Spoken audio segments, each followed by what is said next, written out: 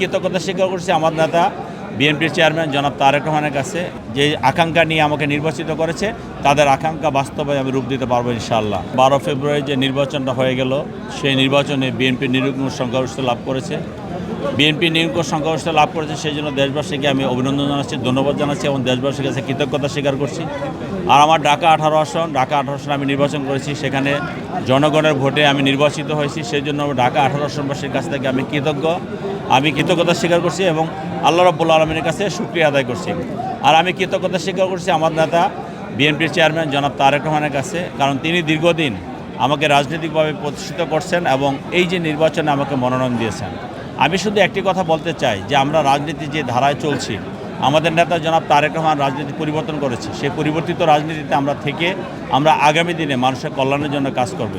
আর ঢাকা 18 আসনের মানুষ আমাকে যে বিবেচনায়, আমাকে যে আস্থায় রেখে, যে বিশ্বাসে রেখে আমাকে নির্বাচিত করেছেন, আমি আশা করব আমি তাদের বিশ্বাস অর্জন করতে পেরেছি এবং সেই বিশ্বাসকে বাস্তবে রূপ দেব ইনশাআল্লাহ। আমি আগামী 5 বছরের জন্য তারা আমাকে নির্বাচিত করেছে। আমি বিশ্বাস করি আগামী 5 বছর পরে আজকের মতো এই দিনে আপনারা আমার কাছে আসবেন, তখন আপনারা বলতে পারবেন বা বুঝতে পারবেন যে আমি তাদের, যদি আল্লাহ রাব্বুল আলামিন আমাকে বাঁচায় রাখে, যে আমি তাদের জন্য কি করেছি। আমি সর্বপ্রথম একটি কথা বলতে চাই যে ঢাকা 18 আসন এটা আমার একটি সংসার, আমার একটি পরিবার। এই পরিবারকে রক্ষা করার জন্য, আমি যেমন আমার সন্তানকে রক্ষা করার জন্য, আমার পরিবারকে রক্ষা করার জন্য বা আমার পরিবারের ভালো করার জন্য জীবনের সমস্ত কিছু দিয়ে চেষ্টা করি, আমি আমার পক্ষ থেকে আমার এই ঢাকা 18 আসনের পরিবার রক্ষা করার জন্য আমার জীবন বিসর্জন বলা প্রয়োজনে, তাও আমার ঢাকা 18 আসনের এক চুল ক্ষতি হতে আমি দেব না ইনশাআল্লাহ।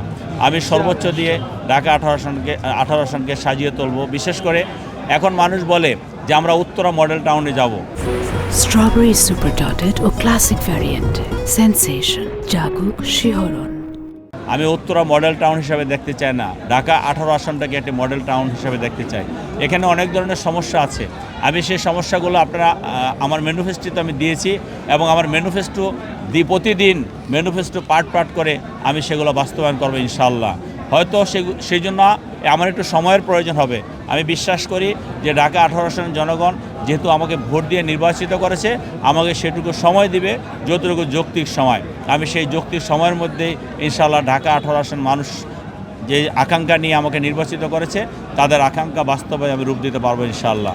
আমি আবারও আল্লাহ রাব্বুল আলামিনের কাছে শুকরিয়া আদায় করছি, আমি কৃতজ্ঞতা স্বীকার করছি ঢাকা 18 আসনের সমস্ত জনগণের প্রতি, যে তারা আমাকে নির্বাচিত করেছেন এবং তারা আমাকে নির্বাচিত করেছেন তাদের কল্যাণে কাজ করার জন্য।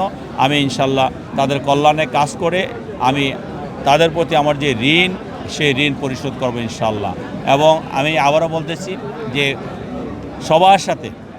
সবার সাথে আলাপ আলোচনা করে, আমাদের নেতাকর্মী থেকে শুরু করে সাধারণ মানুষের সাথে শুরু করে এবং এলাকায় যারা মুরব্বী আছেন এবং এলাকায় যে সমস্ত জ্ঞানী ব্যক্তিবর্গ আছেন এবং বিভিন্ন এক্সপার্ট ব্যক্তিবর্গ আছেন, তাদের সাথে আলাপ আলোচনা করে আমি আমার কর্মসূচি প্রণয়ন করব এবং সেই কর্মসূচি বাস্তবে রূপ দেব। বিশেষ করে আমাদের এই 14টা ওয়ার্ড সম্বন্ধে আমি এখান থেকে হয়তো সব কিছু জানতে পারবো না। আমি সেখানে যে নাগরিক সমাজ আছে, সেই নাগরিক সমাজের মানুষকে নিয়ে আমি সেখানে বিভিন্ন টিম করে তাদের সেই প্রতিনিধির মাধ্যমে আমি সেখানে সমস্যাগুলো আইডেন্টিফাই করব এবং সেগুলো সমাধানের জন্য আমি সর্বোচ্চ চেষ্টা করব। আশা করি আমাকে যদি সাধারণ মানুষ যেহেতু নির্বাচিত করেছে এবং তারা আমাকে সেই সহযোগিতা করবে এবং এইভাবে যদি আমি কাজ করে যাই, ইনশাআল্লাহ সফলতার কোনো বিকল্প নাই।